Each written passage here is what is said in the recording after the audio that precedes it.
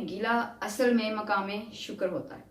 ये जो सेंटेंस है ना, ये मेरा पर्सनल नहीं है, ये कासिम अली शाह साहब का है। उन्होंने अपनी एक स्पीच में कहा था मकाम गिला असल में मकाम शुक्र होता है। मुझे बात बड़ी डिफरेंट लगी, थॉट बड़ा ना अच्छा लगा, तो मैंने फिर इसको पर्सनली ऑब्जर्व किया, अपनी लाइफ से अपने हालात सामने रखकर इस चीज़ को ऑब्जर्व किया, तो पता चला वाकई ऐसा ही होता है। असल में वाकई में जहाँ जहाँ लाइफ में हम अल्लाह ताला से गिला कर रहे होते हैं और आगे कहीं जाकर पता चलता है कि वो सारी जगह तो शुक्र करने का मकाम थी।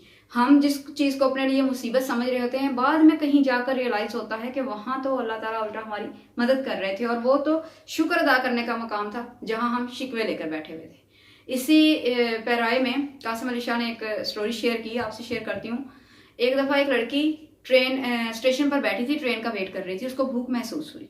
उसने क्या किया, पास ही करीबी शॉप से एक पैकेट बिस्किट का ले लिया और बिस्किट का पैकेट लिया, पैकेट को बैग में रखा, बैग लाकर बेंच पर रखा जिस पर बैठी थी और साथ ही पड़े वाटर कूलर से पानी लेने के लिए चली गई।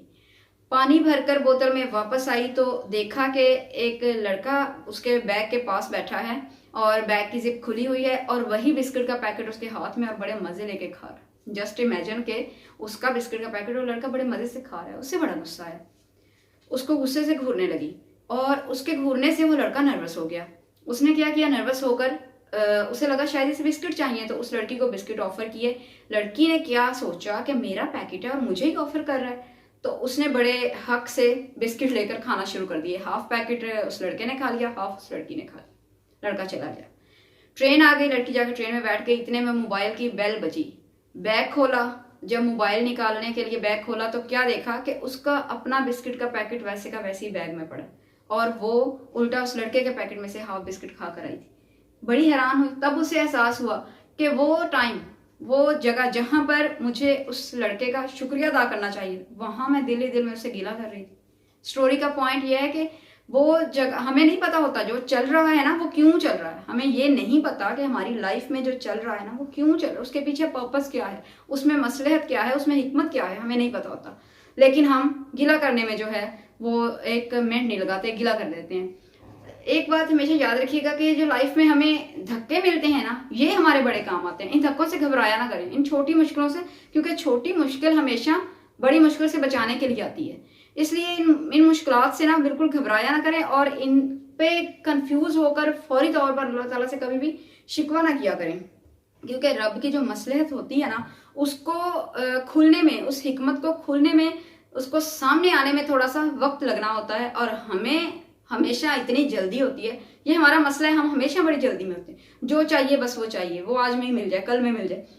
तो हमें उस हिकमत के खुलने तक का हमसे सब्र नहीं होता। हमें ये नहीं होता, एक्चुअल में ना हमने रब को जो है ना वो फादर हेड के तौर पर समझ लिया। मुमताज मुफ्ती अपनी किताब तलाश में लिखते हैं कि लोगों ने ना अल्लाह ताला को, जो रब को ना प्रेजेंट किया है फादर हेड के तौर पर। ऐसा नहीं है, रब ने अपना मिजाज जो है ना वो माँ से सिमिलर रखा है। अल्लाह के मिजाज की रिजेम्बलेंस जो है वो माँ से होती है। अब माँ क्या करती है, एक मिसाल ले लें, माँ बच्चे को कड़वी दवाई पिलाती है, बच्चे को दवाई बहुत बुरी लग रही होती है, वो माँ उस टाइम ना उसे माँ अच्छी लग रही होती है ना दवाई अच्छी लग रही है, लेकिन माँ को पता होता है, उसे तसल्ली होती है ये इसके लिए बेहतर है।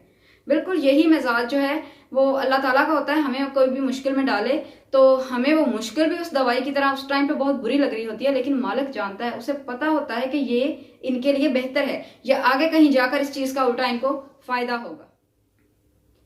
आपकी अपनी जिंदगी में कई बार ऐसा हुआ होगा, कोई ऐसा मुश्किल वक्त, कोई ऐसी मुसीबत जिस पर से आप गुजरे हो और आपको बाद में कहीं अब जाकर कहीं रियलाइज हुआ हो कि वो जो मुसीबत या मुश्किल वक्त हम पर आया था, अगर वो ना आया होता तो हमारे हालात जितने बेहतर ना होते।